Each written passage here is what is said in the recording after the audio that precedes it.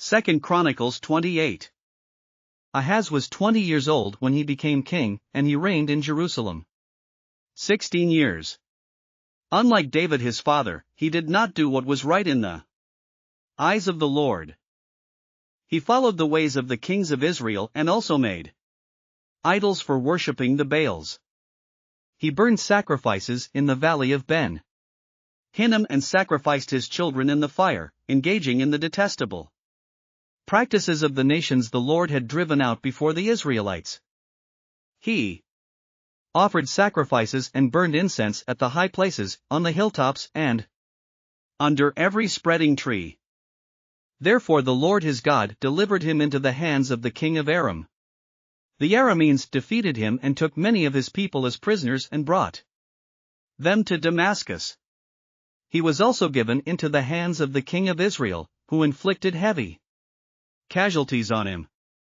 In one day Pekah son of Remaliah killed 120,000 soldiers in Judah because Judah had forsaken the Lord, the God of their ancestors. Zikri, an Ephraimite warrior, killed Messiah the king's son, Azrikam the officer in charge of the palace, and Elkanah, second to the king. The men of Israel took captive from their fellow Israelites who were from Judah 200,000 wives, sons and daughters. They also took a great deal of plunder, which they carried back to Samaria. But a prophet of the Lord named Oded was there, and he went out to meet the army when it returned to Samaria. He said to them, "Because the Lord, the God of your ancestors, was angry with Judah, he gave them into your hand. But you have slaughtered them in a rage that reaches to heaven. And now you intend to make the men and women of Judah and Jerusalem your slaves. But aren't you also guilty of sins against the Lord your God? Now listen to me. Send back your fellow Israelites you have taken as prisoners, for the Lord's fierce anger rests on you."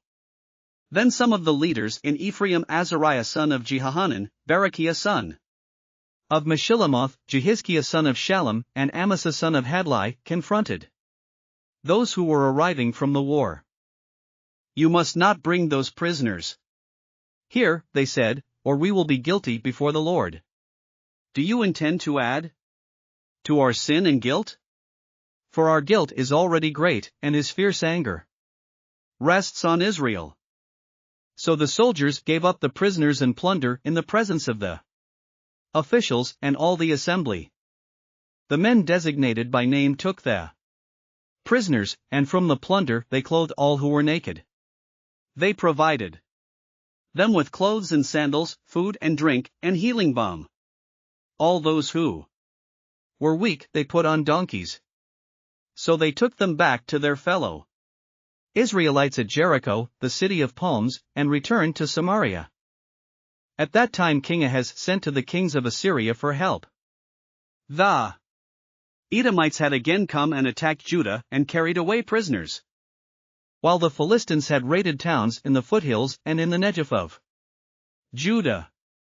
They captured and occupied Beth-Shemesh, Aijalon and Gederoth, as well as Soko, Timnah and Gimzo, with their surrounding villages. The Lord had humbled Judah because of Ahaz king of Israel, for he had promoted wickedness in Judah and had been most unfaithful to the Lord. Tiglath-Pileser king of Assyria came to him, but he gave him trouble instead of help. Ahaz took some of the things from the temple of the Lord and from the royal palace and from the officials and presented them to the king of Assyria, but that did not help him. In his time of trouble King Ahaz became even more unfaithful to the Lord. He offered sacrifices to the gods of Damascus, who had defeated him, for he thought, "Since the gods of the kings of Aram have helped them, I will sacrifice to them, so they will help me." But they were his downfall and the downfall of all Israel. Ahaz gathered together the furnishings from the temple of God and cut them in pieces. He shut the doors of the Lord's temple and set up altars at every street corner in Jerusalem. In every town in Judah he built high places to burned sacrifices to other gods, and aroused the anger of the Lord, the God of his ancestors. The other events of his reign and all his ways, from beginning to end, are written in the book of the kings of Judah and Israel. Ahaz rested with his ancestors and was buried in the city of Jerusalem, but he was not placed in the tombs of the kings of Israel.